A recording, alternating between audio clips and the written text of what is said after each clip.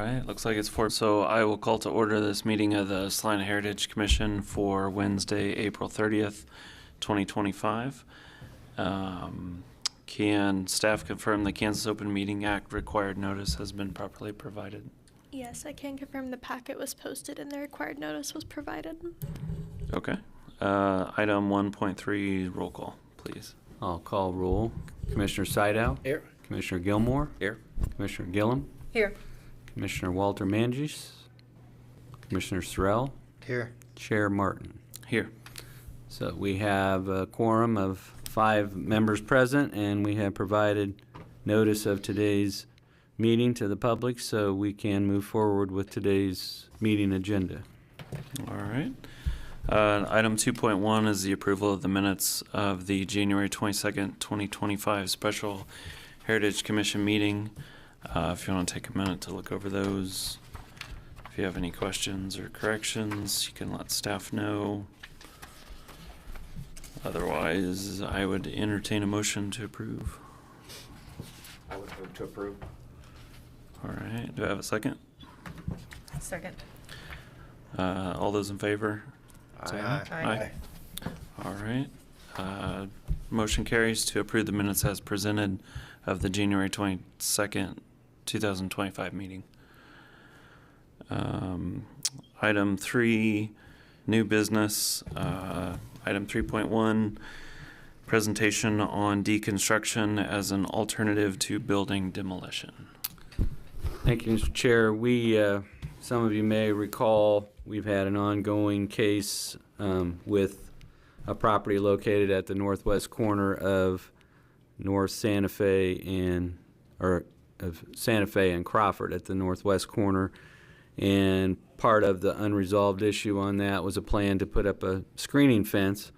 And we initially thought that that would be an item on today's agenda under continuation of public hearings, but the owner of that property said that he was unavailable for today's scheduled meeting. So the item we have for you is administrative in nature, and it's a information that was sent out to us by the State Preservation Office and asked us to share with our local Heritage Commission, and there was a video presentation as well, but we reviewed that and we're just going to focus on one presentation that was a part of that. But the concept is that around the nation, a number of communities have adopted what they call deconstruction ordinances, and for buildings or homes of a certain size or a certain era, they require that those buildings be deconstructed, sort of more or less disassembled by hand and materials preserved, instead of having those materials end up in the landfill.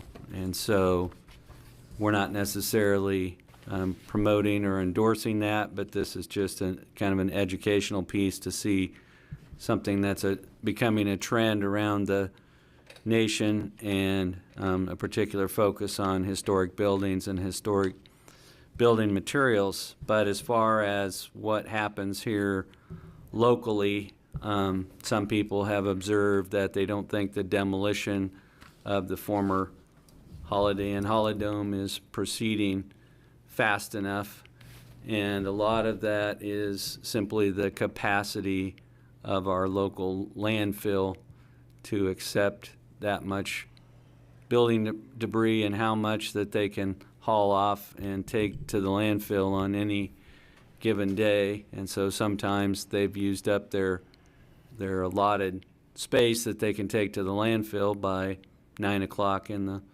morning with 2 or 3 loads, and so then they have to wait to do, and that is it's a function of the landfills accept demolition material reluctantly because it takes up a lot of space in the landfills. And then a number of demolitions that I've been involved with, including the Hawthorne School, a lot of those the demolition materials ends up at a construction and demolition landfill that's located in Chapman, called the Blix landfill.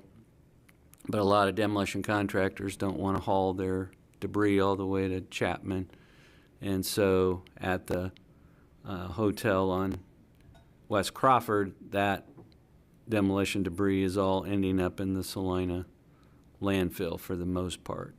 And so some communities, including San Antonio, Texas, have adopted deconstruction ordinances, and so they want to make it very clear that deconstruction is not about preserving necessarily structures or preventing them from being torn down, but it's more about preserving space in the landfill and also about preserving historic building materials for potential reuse. So the one in San Antonio is pretty prescriptive, and so it's mostly limited to their small scale housing stock, and in certain age groups of those homes, instead of being demolished, they require that the homes be deconstructed and the materials salvaged. And so we're just going to kind of walk through these slides and illustrations. So it's, again, it's not a demolition alternative. Well, I mean, it's a alternative to simply bulldozing the building, but it's not something that's a way to save or preserve the building. And so this is a program that they've initiated, and it's more labor and time intensive, obviously, than using mechanized equipment to just push a building down. And so they adopted this ordinance in San Antonio in 2022, and they've had indicated they've had 120 plus buildings that have been deconstructed and not demolished. And so they're diverting materials that would go to landfills and having those materials preserved for reuse. And then they've indicated there that there were some that started to be demolished and then were converted from full removal to rehabilitation once they got in there and started the deconstruction process. And so this is, if you drive by on West Crawford, that's the bottom image is pretty similar to what the image you see out there with a lot of heavy equipment and just taking the building and taking it apart. There's some things that have been salvaged, and usually those things are under the control of the demolition contractor. So usually a demolition contractor has some salvage rights and some things that they'll set aside and preserve. I have a collection of bricks from Hawthorne School in my backyard that I don't know exactly what I'm going to do with, but my wife is an alumnus of Hawthorne School, and she was pleased to accept bricks from the torn down school building that we'll probably put into a patio or something. But there are times when the demolition contractor will either salvage materials for themselves or make things available. I think planning staff was contacted about a sign for O'Malley's that was inside the building, and somebody wanted to know if they could have that, and we said, you'll have to talk to the demolition contractor. They're the ones that control the salvage rights. So, and so one of the things in San Antonio is that it's not just in historic districts, it's in older homes that are outside of designated historic district boundaries. And so they're, as you can see, they're preserving wood from framing, they're preserving windows, things like that from the deconstruction. And so obviously there's issues to do it. You've got to have a workforce and people to do the work, and then you have to have something where the material has to go to be reused. You've got to educate the community and have some community buy-in, and it would require a lot of partnerships to make a program like this work. The Habitat for Humanity used to have a restore, reuse store that they had up on North Fifth Street in a warehouse where they accepted donations of window frames and things like that they reused in their Habitat for Humanity construction. And so obviously they did a lot of training in San Antonio to get a trained workforce, so contractors would get on board, and so they have increased the number of people participating in the deconstruction process.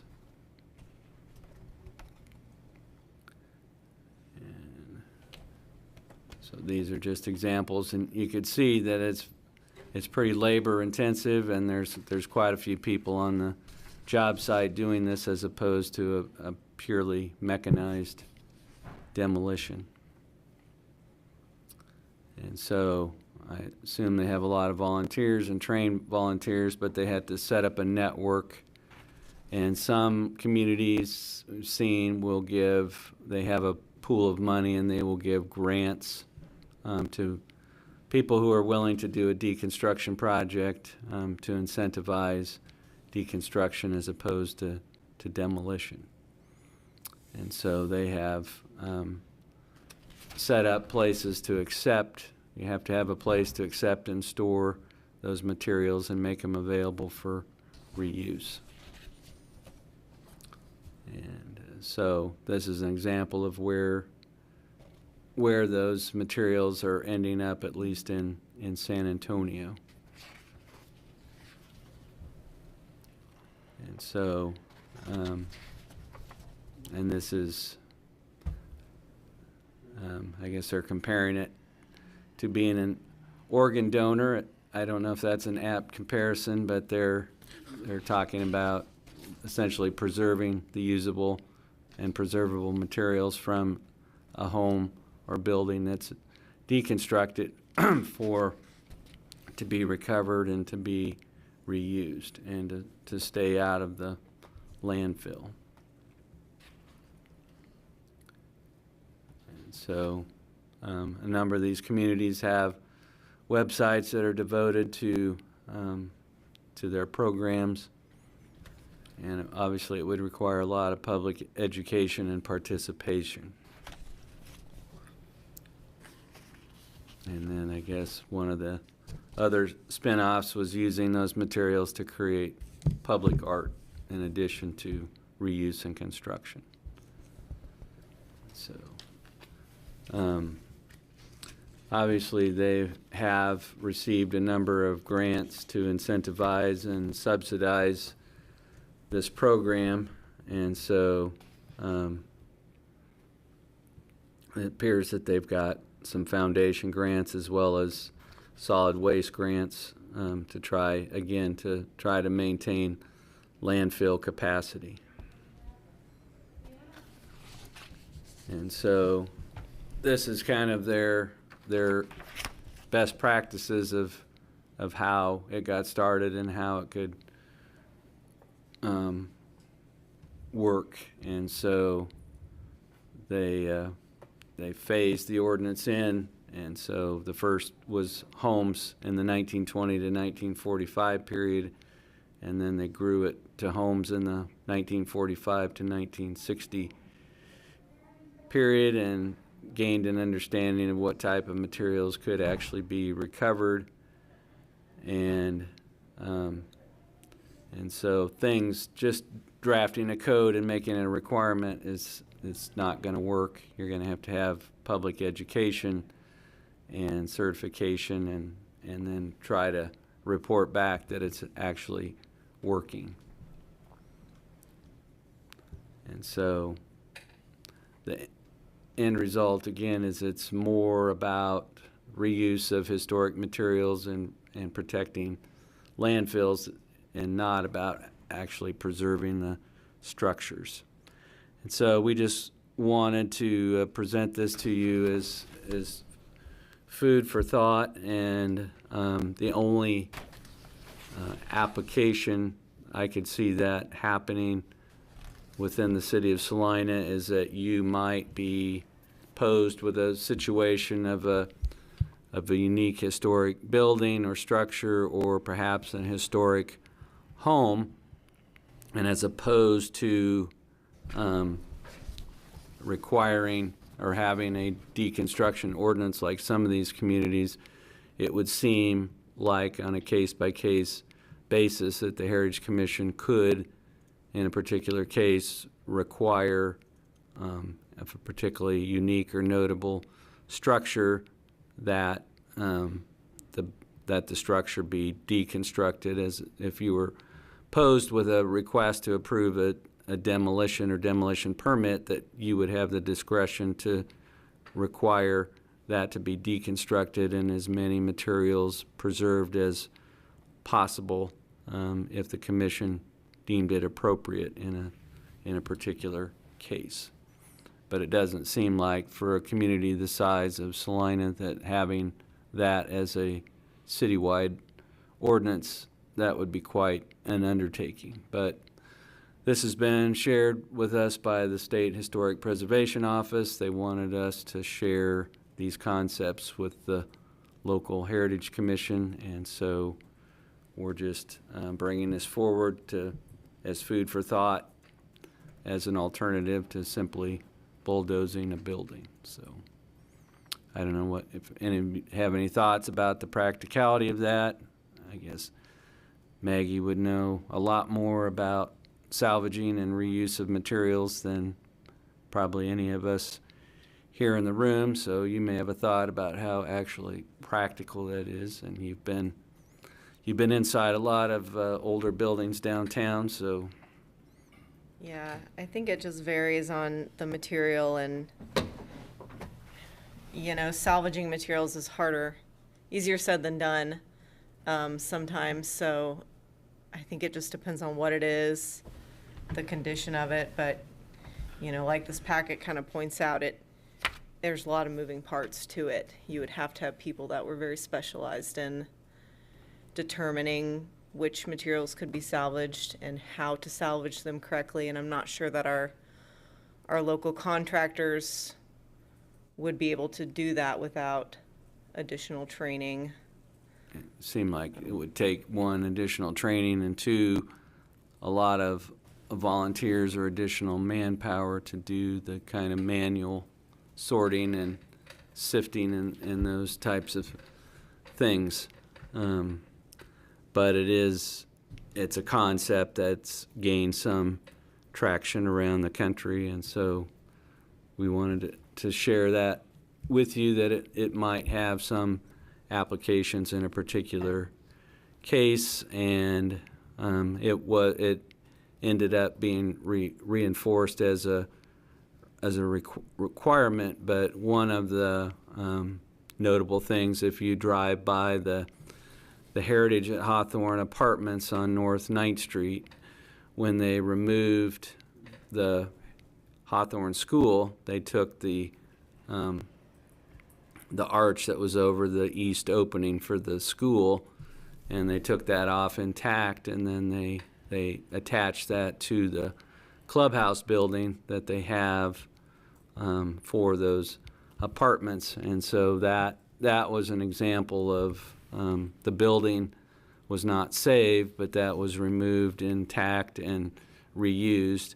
And there could be other applications of that. If there was a particular building, it is within the discretion of the Heritage Commission to say, we think that that's so notable or so unique or so emblematic of the building that was there, we think it should be saved and preserved. And so I do recall, and I can't honestly say I know where it is now, although I did monitor it when it first happened, but one of the things, there was quite a bit of discussion with the Heritage Commission and locally. There was a theater marquee for the Fox Theater downtown, and it was pretty bright yellow and pretty notable and pretty distinct, and the group redoing the theater wanted to remove that and replace it with a different marquee that went back to kind of a reconstruction of the Fox Watson and the Stiefel Theater. So the State Historic Preservation Office required that if that was going to be replaced, they required that the Fox marquee be carefully removed intact in one piece and retained, just in case for some future reason they might want to have that revert back. So that would be an example of where a requirement would be to preserve intact some feature of the building. But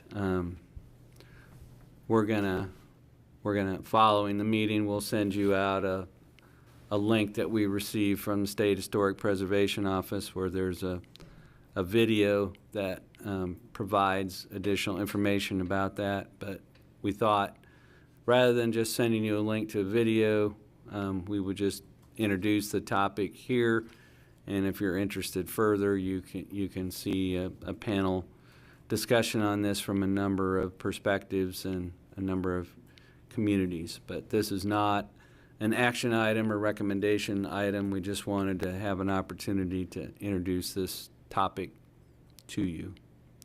And so if there's no other comments or on this subject, then we would move on to unfinished or other business. I got a question. Yeah. You say you gotta have a permit to demolish. How many permits does Salina put out? Oh, we have two types of demolitions. We have voluntary demolitions. We do a lot more voluntary demolitions of dilapidated garages and outbuildings. So we probably do more than a dozen of those a year, and there's probably a total of 10 actual buildings or so per year that come down.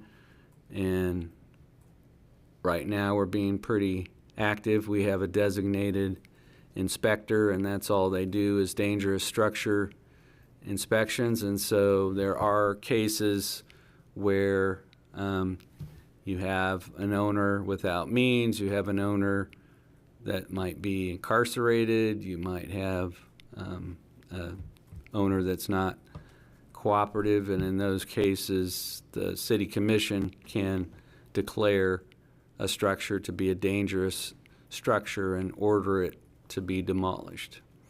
So in the case of the Ambassador Hotel out on West Crawford, the city commission ordered that to be demolished. And so if it's deemed to be unsafe or something that's having a negative effect on the neighborhood, and it's been fire damaged or something else, then I would say that about half of those demolitions are initiated by the city, and then the others are voluntary.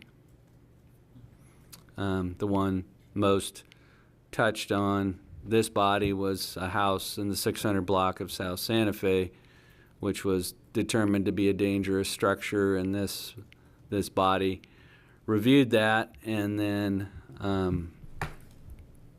the owner, I think, went through about 3 different deadlines alternating between they were going to take it down themselves and with their own contractor versus having the city do it. And so it sat for about 15 months before the demolition work actually started, where the city said, we've given you every chance to do this voluntarily. And so In that case, what happens is the city hires the contractor demolishes the house, and the cost of that demolition is put as a lien on the property.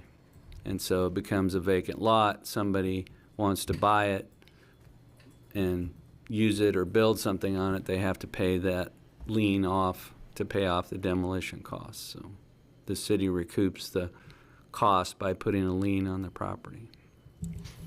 And we currently so there's criteria to be a dangerous structure. You have to meet a series of criteria, and Sean Furbeck, our dangerous structures inspector, works with to go out and take photos and explore those sites and identify whether those structures are deemed dangerous, and you'll see that go before the city commission. We have a lot of greenfield development in Salina, and so there's a lot of open space to build, so there's not necessarily tearing down to build new. There is in some cases, but in communities where there's not a ton of greenfield development or just open land, you'll see more demolition to build. And so in the future, as Salina builds out and develops more, we might start to see more demolitions. We see exploratory demolitions in downtown quite a bit. Maggie recently brought the 101 North Santa Fe on the corner there where Old Lang Syne used to be. Recently for an exploratory demolition, you'll see like facades that are put on the original facade of a building. And so then you're kind of peeling back layers of a building to see what's underneath and potentially get into repair or redesign of that building. So we see some exploratory demolitions that go before the DRB. If they were historic, they'd come before this board as well. But we see varieties of demolitions, and there's always, as we continue to develop, there's potential to see more. So. And the only time this group would be bypassed, or the design review board bypassed, is we had a building on South 7th Street, and the south wall of that building was literally crumbling and falling down on the adjacent property. And in order to avoid a complete collapse and damage, we ordered an emergency demolition to get that taken down. And so that was a heritage conservation property, but our ordinance allows a case of an emergency demolition if the building official determines that the building's a threat to public safety. And so that's not something that's exercised often, but if you've got a collapsing wall or something that's going to fall down on a public parking lot or something, then we can step in and order something done on an emergency basis. So. I think my biggest concerns on the deconstruction, first off, would be just the logistics of tearing stuff apart and where that gets stored before somebody else were to buy it. I mean, basically what I see is we would be moving it from the landfill to another warehouse that it would just sit for who knows how long. In my experience in home renovations and everything, there have been changes in nominal dimensions of lumber. And so if you were to try to take some of that previously used lumber and build something new, it's not going to match with existing new lumber that you would go buy at Menards or Lowe's or whatever. And so, you would have to really calculate exactly how much material you were going to need and hope that there's enough sitting there to be able to use it. And then on top of that, the other concern would be in the case of that house on Santa Fe, where the city had to step in to demolish it and then put a lien on the property. Obviously, it's going to take a lot more labor to deconstruct a house than just demolish it. And so at what point does the cost of that deconstruction devalue that property so much that nobody would ever buy it because it costs that much more just to remove the lien to be able to develop that property? And it only really makes sense in the case where you have critical landfill capacity issues, and that is not something, at least presently, that we have in Salina, Kansas, is that we do not have a landfill that's ready to close or close up because it's exceeded capacity. So it's a solution that may be in search of a problem that doesn't exist, at least as far as communities like Salina, but we completely agree that it's a lot like other types of recycling.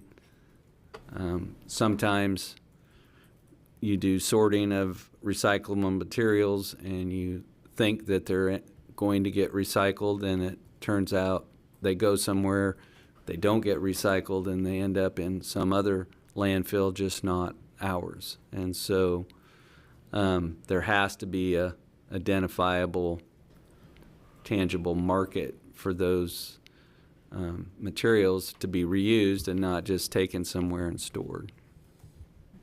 And Manhattan has more of a they have a Habitat for Humanity. They actually have 2 locations in Manhattan where you can bring, as Dean pointed out, like old doors, materials, things like that could then be repurposed. Also in the slideshow, and obviously ADUs are not permitted in Salina, but they appear to be in San Antonio, and they were taking materials from homes that were deconstructed and building ADUs. So that would be, I guess, on a smaller scale, so you wouldn't have to worry as much about dimensions because you're probably making them smaller to begin with. But those are really good points about some of the logistic challenges if communities were to adopt something like this. So I'll play off of those comments for a second here. And, you mentioned that maybe this isn't something that the city adopts, but maybe something we as a board consider. If a home comes before us, they're looking at demolition. Just some things to think through there. Who's going through the home to determine which elements are historic and what can and cannot be removed? And is that something that would be presented to us as a board? Like, hey, there's millwork or certain things we want to save. Like, so who's kind of taking charge on being that expert, I guess, that goes into those homes and determines that? And then also, who oversees the demolition of those and the removal of those products? And then once they are removed and salvaged, where do they go? What happens to them? Who's in charge of them? Again, do they sit in the city's warehouse? Is there someone in the community that we could partner with that would take those materials? I mean, what's the plan for them? We can go in a house and say, we love this old fireplace, we want to salvage X, Y, and Z, but if we don't have a plan for it, then it kind of leaves it open-ended. And it just, does it end up at another landfill then, years down the road? Because that only works if you're ending up with a rehabilitation instead of a deconstruction, because they're an example of that, and we don't have anybody on staff that has the training and capabilities of a John Berger. But there was a house on Prescott, and the city decided to buy the house in order to prevent it from being demolished. And then one of the things we did was that Mr. Berger went through the house and did an inventory and said, if we're going to have somebody rehabilitate this home, we identify this, and this that can't be removed and need to be preserved, and that was part of the scope of the work for the rehabilitation agreement. But that only works if it's being rehabilitated, and it does not work as well, because even if we went in and said this, and this need to be deconstructed and not destroyed, where's it going to be taken? Who's candidate to reuse it? And it seems to have a layer of people and organizational infrastructure that doesn't exist in Salina today. So.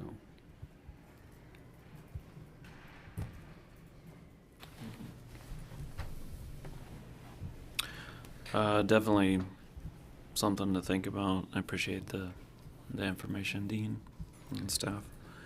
So for other business, we just provided in your packet an update on Dunbar Elementary School that it has now been placed on the National Register of Historic Places, and so that did not take a great deal of time. The Pioneer Hall on Kansas Wesleyan's campus, that project is nearing completion. The Pioneer Hall was also placed on the National Register of Historic Places, and there was an addition on the south side that was done, and so those changes were reviewed by the Heritage Commission, and that work is just about complete now. And then I would invite commission members to drive by and look at, hasn't been widely publicized, but the owners of the Garage Car Museum purchased the old filling station at the corner of North 9th and Bishop, and that building was identified by the Heritage Commission as a heritage conservation property worthy of preservation, and so it had been preserved, but not anything more than that. But now it has been nicely updated and touched up by the owners of the Garage Car Museum, and so we think kudos to them for taking that initiative and making that not just still standing, but an attractive piece on that corner. So it's a good photo opportunity for people with classic cars who want to have a nice backdrop for their photos. And so the only other business I would want to note is in August, in the last round of appointments, Rachel Triplett was appointed to serve on the Heritage Commission. She did not attend any Heritage Commission meetings since the time of her appointment, and the mayor has removed her from the commission for non-participation, and so she's been dropped from the roster of the Heritage Commission. So if you know anybody who's anxious and wanting to serve as a Heritage Commission member, we now have an opening. So I think that's all we would have for you this evening, other than to point out that we continue to dialogue with Mr. Geiger, who has 680 South Santa Fe, and he will be coming back at some point with his ideas for fencing at that intersection. All right. Moving on to 5 public forum. Is there anybody on from the public today? We did not have anybody online from the public. Okay. So if there's no further discussion, I would entertain a motion to adjourn. I move we adjourn. All right. Second. A second. Motion and second. All those in favor? Aye. Aye. All right. Let's make sure we get Mr. Martin to sign.